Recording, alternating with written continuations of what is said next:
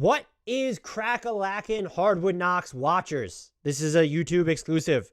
We're going to go through every NBA team's starting five ranked following 2022 free agency. I have never seen these rankings before. I'm going to react to them, give my live analysis and what I think, hopefully quick thoughts, have a timer here to try and not go over 10 minutes once we actually get into this. Before we get started, just a very quick reminder, if you're watching this, hit that subscribe button, like and comment. Let me know what you think about these rankings, my analysis of them. Really trying to grow this community, and it means a lot when you help us drive up that subscriber count. So hit the subscriber button right now. Also, join our Discord, follow us on social. All the links are in the YouTube description right below. But let's get into this exercise of ranking every NBA team starting five following 2022 free agency. I will note, a lot of this can obviously change. These are clearly just based off what the team looks like as of now. But certain teams, the Nets with Kevin Durant, the Jazz with Donovan Mitchell, this could all change. So who is the worst? The San Antonio Spurs, Josh Primo, Josh Richardson, Devin Vassell, Keldon Johnson, Jakob Poeltl. I think that's the right starting five. I could see, look, you're relying on a lot of inexperience, especially with Josh Primo. I wouldn't even say a lot of inexperience, but Josh Primo giving him sort of the keys to the offense, or can Devin Vassell or Keldon Johnson do more on the ball? I could see why that would be a slippery slope, and there'd be a steep learning curve there. 29, the Detroit Pistons. This stings because I love Cade Cunningham, and I think he's going to be one of the 5 best players in the NBA very soon. But if you are going to start Jaden Ivey with him, you have to deal with his learning curve. I am not a fan of a Stewart Bagley front court. I don't think I'm going to like Jalen Duren or Marvin Bagley that much more. I just really don't love Marvin Bagley next to any of the other bigs other than Kelly Olynyk. I know Stewart is, Beef Stew has experimented with his three-point range.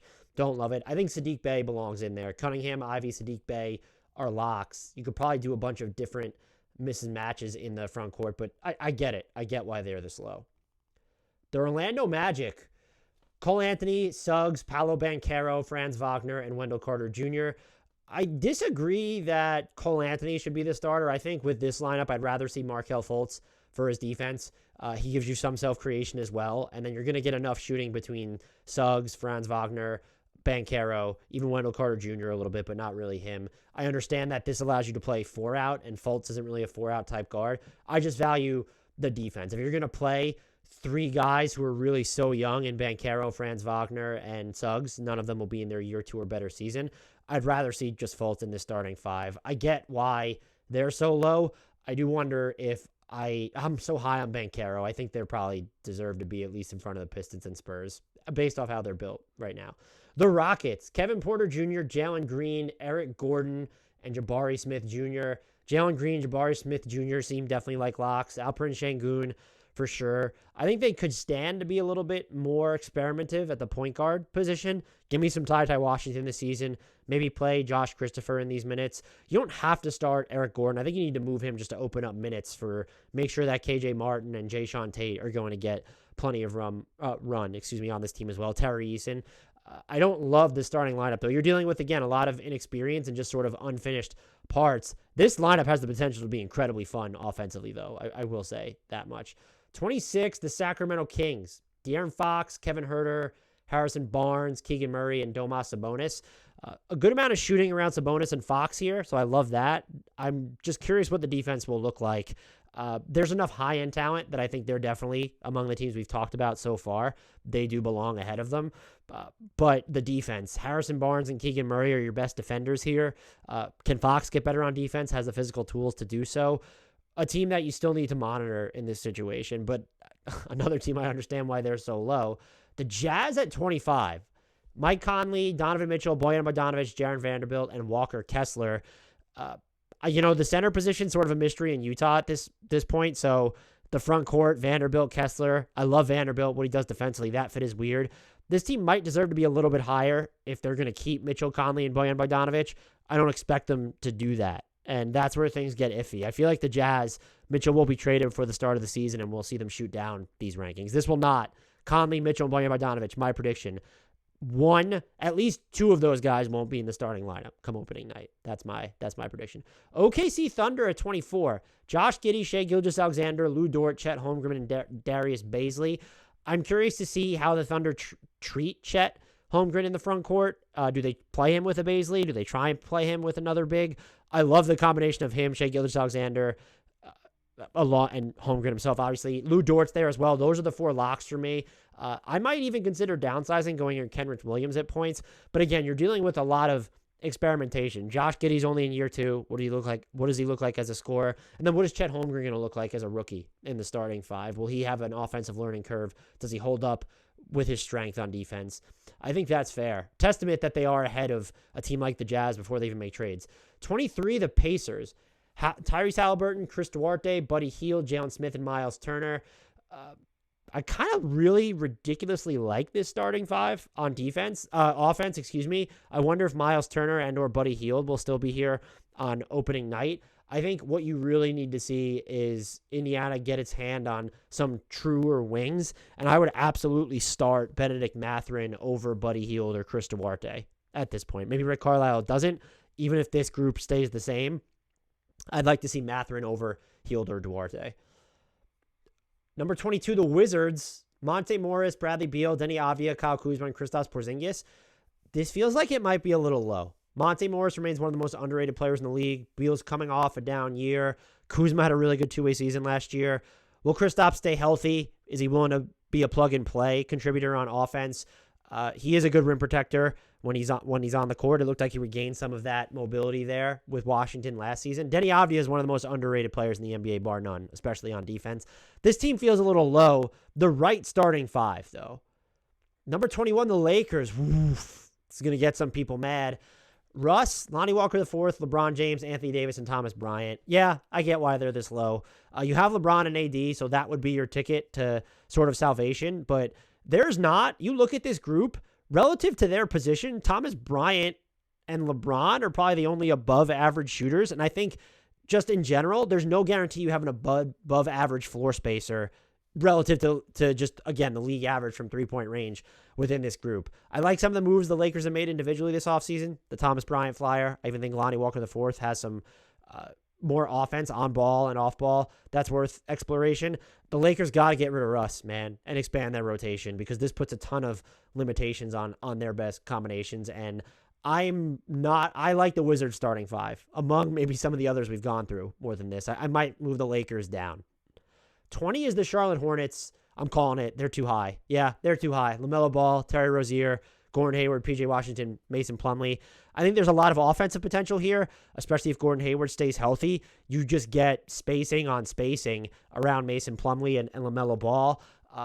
Is this ideally suited to get out in transition with Ball, though? Aside from Rozier and PJ Washington, probably not. I don't love the defense either. I'd rather see them give the starting 5 spot to Kai Jones and Mark Williams, 2 players who are young, inexperienced, but profile as more defensive disruptors. Do you shoehorn Kelly Oubre Jr. in here over? Are you going to bring Gordon Hayward off the bench? He makes so much money. Maybe Kelly Oubre over PJ Washington, though, just to give yourself some more athleticism and defensive disruption. I might even consider going PJ Washington and Kelly Oubre there as well and just sort of downsizing, but you have Mark Williams and Kai Jones to consider. I don't really know what's going to happen with Miles Bridges. There were charges filed for him for domestic violence and child abuse. I hope his family's okay. That's the only reaction there. I don't really care what happens with his basketball future at the moment. 19, the Knicks. Woof.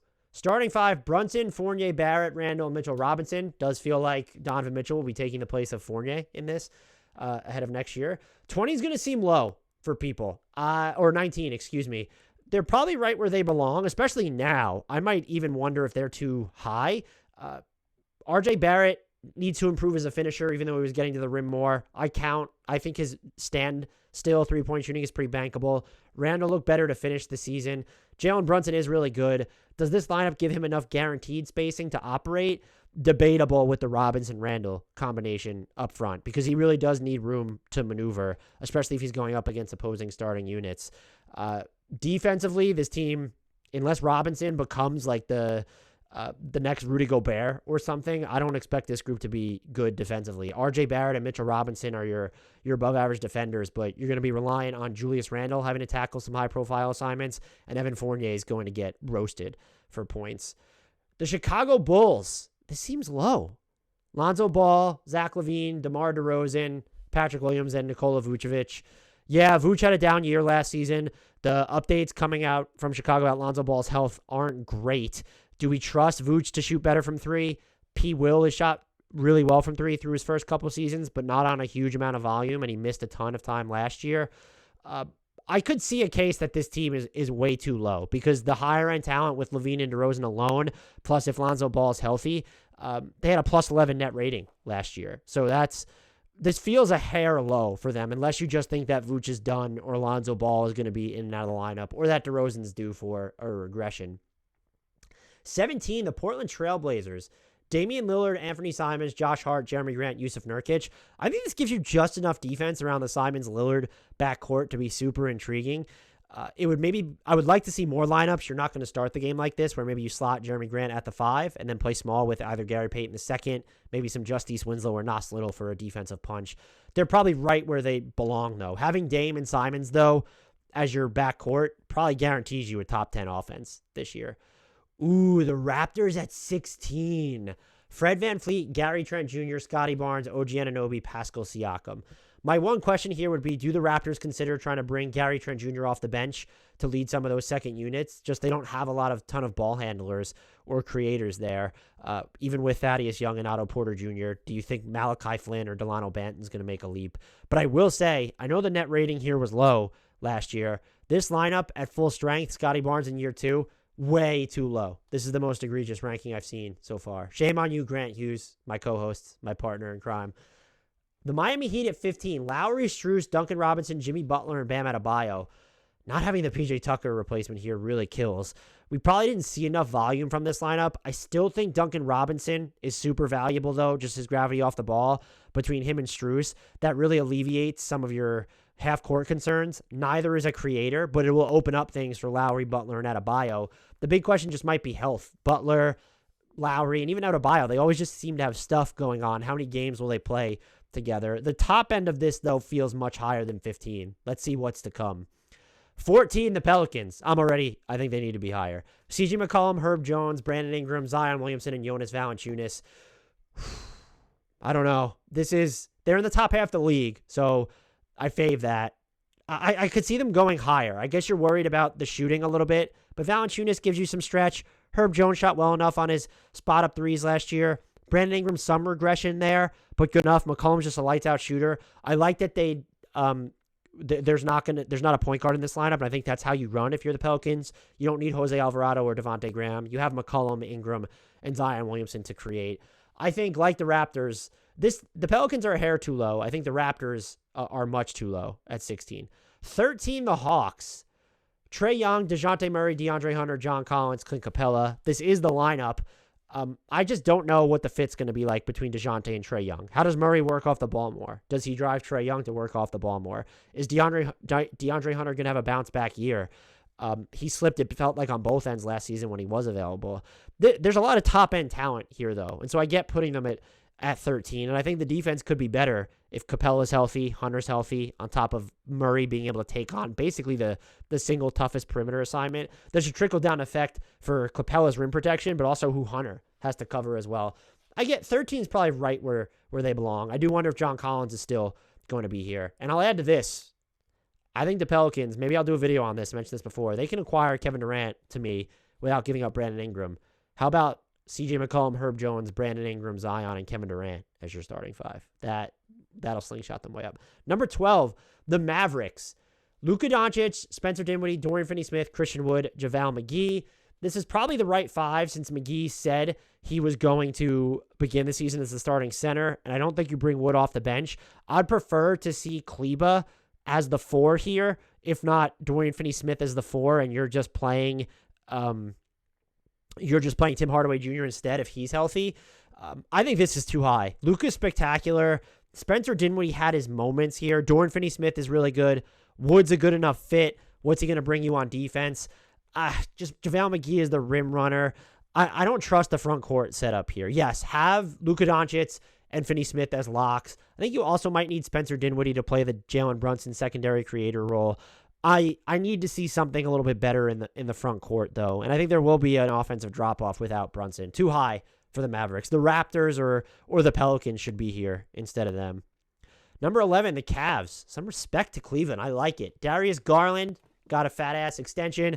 Karis LeVert, Larry Markkinen, Evan Mobley, Jared Allen. Yeah, stick with just the triple big lineup here. I like that. Colin Sexton's not signed at the moment. I'd probably still bring him off the bench, or I might like him next to Garland better than LeVert, because LeVert's not a defensive upgrade. He's a little bigger, maybe a little bit better of a passer, but I trust Sexton's scoring more, especially as an off-ball shooter, and then you could let LeVert be more ball dominant in the second unit. Because you have Ricky Rubio back, maybe you don't want to have LeVert in the second unit and you trust Sexton to play alongside him and streamline. I think I understand why this lineup's here, because the Evan Mobley, Jared Allen, Darius Garland trio, unimpeachable. It'd be nice if they had more of a true wing here, and if you think that Lowry still can play the 3, could the 2 then? Maybe LeVert and Sexton are both coming off the bench, but your wing options right now are either Akbaji, a rookie, I don't think they're going to start him, or Isaac Okoro, which doesn't give you enough offense or shooting here.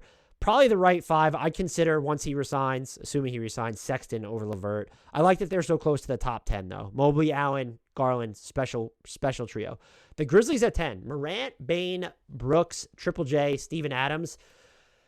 Yeah, this feels right. We know Jaren Jackson Jr. might not be healthy to start the season. Is there enough offensive versatility here? I think Desmond Bane, there's more of a self-creation level than people give him credit for. Jaren Jackson Jr., I don't know if he'll be more of a self-creator, and he needs to hit his threes at a higher clip, but he gets them up. This should be a pretty good and balanced defensive unit. I'd like to see them have like another shooter in Dillon Brooks' place. That probably then negates the value of Dillon Brooks a little bit. But like if you put Duncan Robinson in this lineup instead of Dillon Brooks as a trade partner, I don't think you go with John Conchar or David Roddy in this spot. That's not going to do it. And if giving up Kyle Anderson, that might be big, but he wouldn't have helped the offense. Tyus Jones, you're still going to have him come off the bench. I would consider Zaire Williams over Brooks to go for higher end. I also, look, when you get to the playoffs, can Triple J be your 5, and then you're going to play Zaire Williams, or maybe in that instance, you're going to give some run to, do you go super small with Tyus Jones? Are you playing David Roddy a little bit there? I don't know, but I think this is probably the right 5. I don't think it's their best 5-man unit. I think they're a touch too high, to be honest with you. But look, plus 25 net rating last year, even though it was a fairly limited sample size. The Bucks at 9, Drew, Grayson, Middleton, Giannis, and Brook Lopez. They feel a little low. I guess you could question what Lopez will look like. Grayson Allen is a big defensive liability. I might play Connaughton over him here. I know Allen's the higher volume shooter, but if you play Connaughton, you have above average defenders at every single position and enough shooting to where you let Giannis and Brook and Drew and Middleton all cook with the ball. And if you put Connaughton in here, I think I have them higher than 9. The Minnesota Timberwolves, here we go at 8. D'Lo, Ant, Edwards, Jaden McDaniels, Karl-Anthony Towns, Rudy Gobert. I'm calling it right now. This might be one of the most productive 5-man units in the league if we get the expected leap from Anthony Edwards. Concerned about the spacing a little bit, but Towns is just positionless almost on offense. Jaden McDaniels and D'Angelo Russell and Edwards all need to up their 3-point clip. I would say for Russell and Edwards specifically, how well they shoot jumpers off the dribble will be huge. This could be a very good defensive unit, though, with Ant's disruption. McDaniels is rock solid, and we know Gobert is a top 10 defense unto himself. Makes things easier on Karl-Anthony Towns. I also thought D'Lo was probably the best defensive season of his career last year. So this is a lineup. I think 8 is fine. I could see them being even higher. And I probably would have had the Raptors around here. This is where I would have put the Raptors. The Suns at 7. Chris Paul, Devin Booker, Mikal Bridges, Jay Crowder, DeAndre Ayton. No changes make sense unless you think Cam needs to start over Crowder. Is Kevin Durant involved in this mix? That'll change. This is a lineup that could definitely change as we move forward. I think they're probably right where they belong, though. They started off really slow last season before improving their metrics overall, these 5. There's no real weakness, I think, unless you need to probably upgrade just who's the third scorer here, because Ayton is so prided upon play finishing off the creation of Booker and Paul, and then Crowder and Bridges are inconsistent to low volume creators, and it's probably easiest to upgrade from the Crowder spot. That's the biggest thing holding them back. The Brooklyn Nets at 6, this definitely could stand to change. Kyrie, Seth Curry, Joe Harris, Kevin Durant, Ben Simmons. I love it.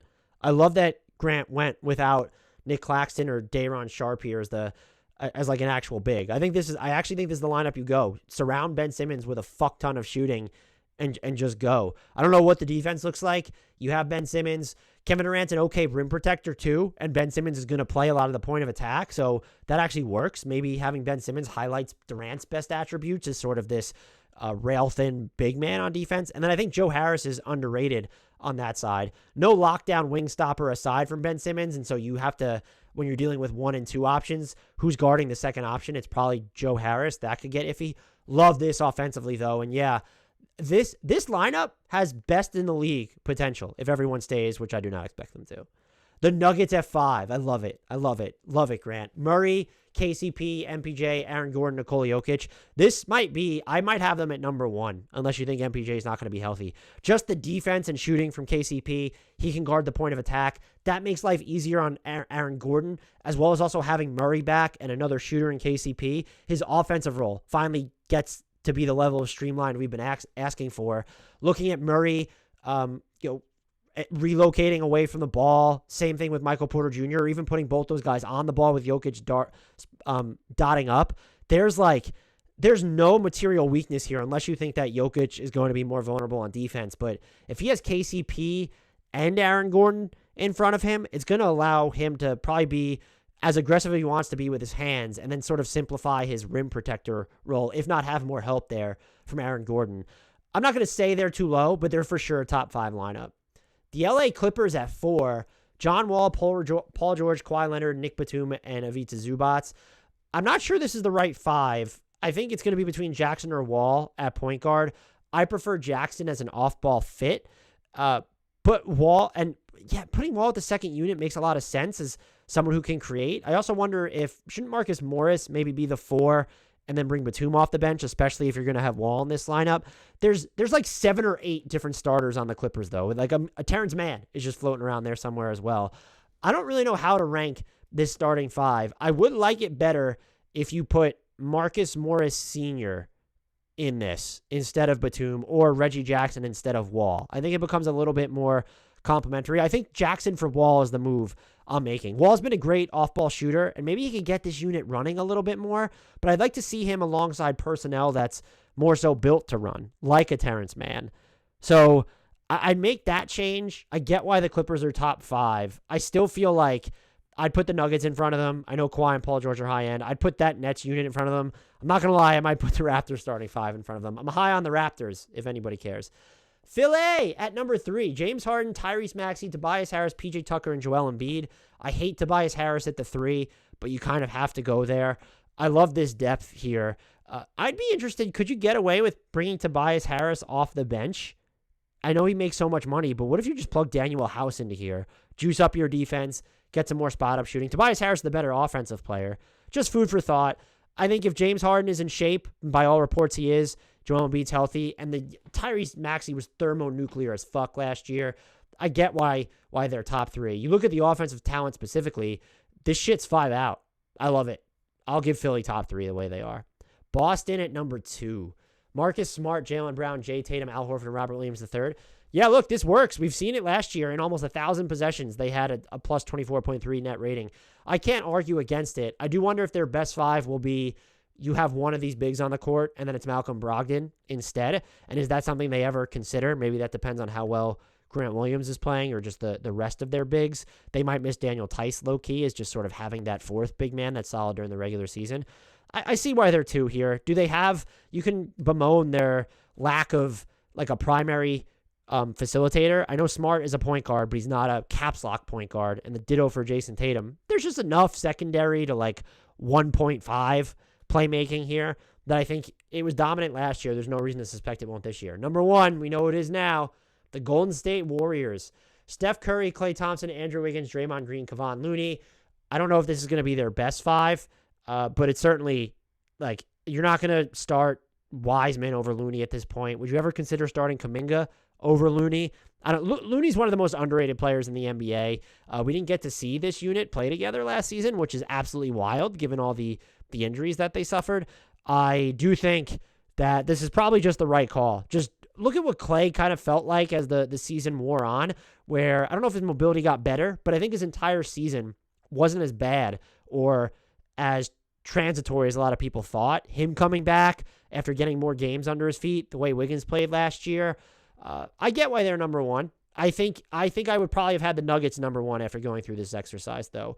If you've made it this far, please subscribe. Hit that subscribe button on YouTube. It would really mean a lot to me. Let me know what you think about these rankings. Who's high? Who's too low? Do you like these types of quickies? Until next time, I leave everybody with a shout out to the one, the only, the legendary Frank Ntilikina.